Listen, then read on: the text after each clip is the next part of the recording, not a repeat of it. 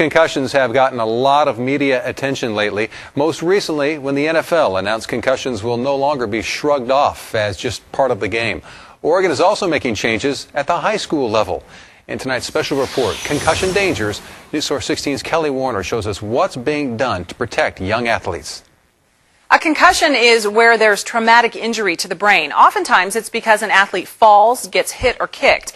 And the danger increases when an athlete gets right back into the game without taking time to heal. Starting this fall, that won't be allowed for high school athletes or their coaches.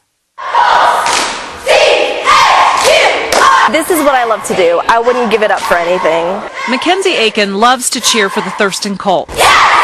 But early in the school year, this JV cheerleader was unexpectedly sidelined when a stunt went wrong. And I felt her come down on my head, and then I was on the ground. I don't remember falling. After the initial jolt, Mackenzie says she actually felt okay. So she shook it off and went right back to practicing. I practiced for a week with the concussion before it got to the point where our trainer's like, you need to go to a doctor. If you run the numbers in Oregon, it's probably 1,000 high school kids a year get concussions. Sports medicine physician Dr. Michael Keister says concussions are tricky. Unlike a broken bone, they can't be seen on an X-ray. So I can get a CAT scan or an MRI. It's not going to show me any bleeding or swelling or anything like that in the case of a concussion. It's going to be normal, but your brain doesn't function normally. What's more, doctors can't measure the severity of a concussion.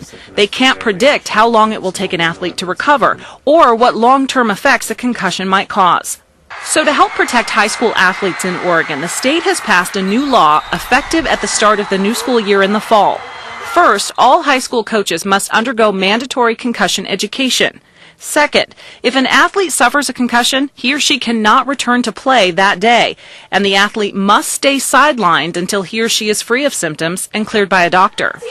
Dr. Keister says even in the safest of circumstances, accidents happen. While we were talking with Mackenzie during practice, a cheerleader took a tumble right in view of our camera. It can happen on the football field, the soccer field, or the basketball court. And oftentimes, girls are at a higher risk for concussions than boys. Now, why is that? Part of it people think may be due to neck musculature and that the boys have more muscle mass in their neck. They may be able to attenuate the force of the head snapping or moving. We're not sure. Some people think that the girls may be more likely to report their symptoms. But it goes beyond the field and the court. A concussion can also impact an athlete's ability to learn in the classroom.